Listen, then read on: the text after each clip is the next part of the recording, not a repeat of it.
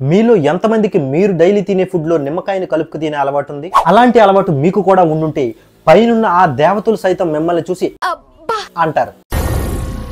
ఏం మాట్లాడుతున్నావురా? నరాలు కట్ అయిపోయింది. ఎందుకంటే దానివల్ల అన్ని లాభాలు ఉన్నాయి. మరి మీరు కనుక డైలీ మీరు తినే ఫుడ్లో ఇలా నిమ్మకాయని కనుక కలుపుకు తింటే మీ బ్రెయిన్ కార్లస్ మ్యాగ్నస్ కంటే తెలివిగాను, మీ బాడీ ఉస్సేన్ బోల్ట్ కంటే ఫాస్ట్ గాను, విరాట్ కోహ్లీ కంటే ఫిట్ గాను, ప్రిన్స్ మహేష్ బాబు కంటే అందంగాను ఉంటుంది.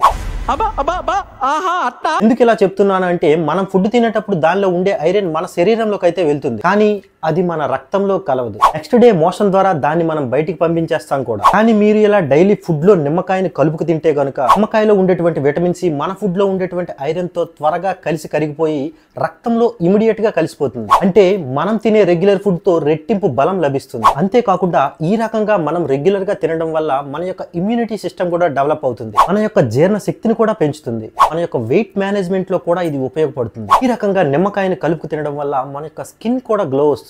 బట్ మనం వంట వండేటప్పుడు కనుక నిమ్మకాయని పిండితే పెద్దగా బెనిఫిట్స్ ఉండే అవకాశం లేదు. ఇలాంటి ఇంట్రెస్టింగ్ ఫ్యాక్ట్స్ మరిన్ని తెలుసుకోవడానికి వెంటనే మన ఛానల్ ని సబ్స్క్రైబ్ చేసుకోండి.